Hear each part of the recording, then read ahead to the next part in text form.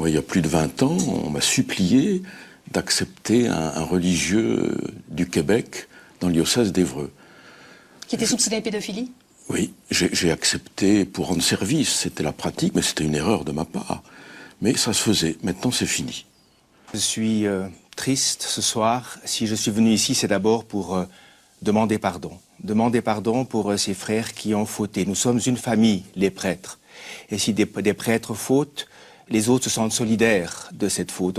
Ce qui est pédophile, c'est tolérance zéro.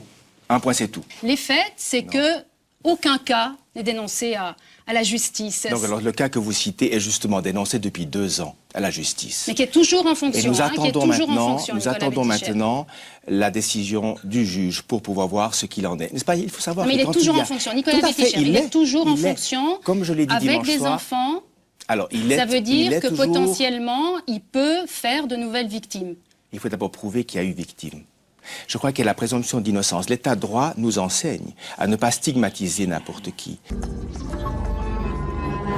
voyez la lettre de Benoît XVI aux Irlandais. Il demande aux Irlandais de se reprendre en main avec des démarches de pénitence, de prière, mais il ne met pas en cause, je dirais, l'institution en tant que telle, le statut clérical. Il faut qu'on étudie, que ce soit le mariage, le célibat, toute forme de vie consacrée, il faut qu'on l'étudie dans une société qui a été érotisée depuis les années 70 à outrance. L'Église, c'est la pointe de l'iceberg. Il nous faut regarder la problématique qui se situe finalement dans toute la société. Je rappelle que cette liste, elle existe depuis 2001. Jean-Paul II l'avait déjà demandé. Et donc elle existe. C'est une liste mondiale. Mondiale, elle existe. Et je demande effectivement que les évêques suisses s'engagent et s'obligent à dénoncer chaque cas à la justice civile. Je ne suis pas trop pour qu'on dénonce et qu'on mette les gens dans des cases, mais l'important, c'est qu'on s'ouvre à la justice. Il y a aussi, au-delà de la pédophilie, un problème d'homosexualité latente. Alors vous faites l'équation célibat et homosexualité latente. Comment est-ce que vous le résolvez? Il faudrait revoir un peu tout ça, ce statut des prêtres aujourd'hui qui est dépassé. Il y a des prêtres, beaucoup de prêtres qui sont foncièrement heureux comme célibataires. J'en suis un. Mais c'est vrai que j'ai mis longtemps pour pouvoir apprécier à sa juste valeur mon équilibre psycho-affectif. Vous avez connu l'amour charnel avant? Alors, je n'ai pas dit cela. Je dis simplement que j'ai mis longtemps à vérifier. Le mariage ne serait pas un remède au problème, mais assainirait la situation. Par rapport à la contraception, par rapport à l'avortement, par rapport à l'homosexualité, y compris aussi le préservatif, enfin, l'Église est en porte-à-faux. Alors je peux comprendre que celles et ceux qui n'ont pas la foi et qui ne partagent pas ces convictions-là nous trouvent un peu bizarres, mais c'est pas pour autant que je vais changer. Je trouve que cette discipline du célibat obligatoire est anachronique et que ça tombera, vous savez, dans quelques temps, ça viendra.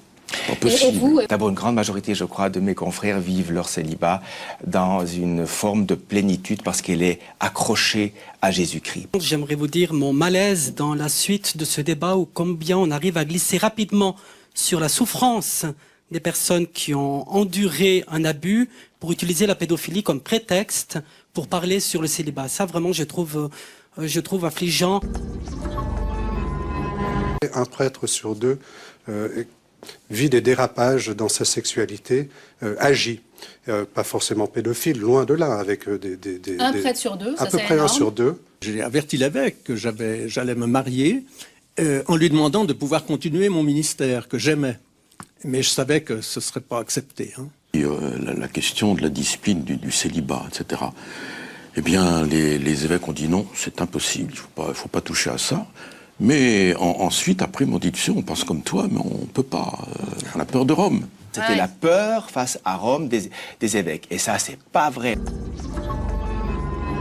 L'ordination des femmes, là aussi, vous êtes pour depuis longtemps? Tout à fait, mais tout à fait. Qu'on soit homme, femme, qu'on soit marié, pas marié, au travail, pas au travail.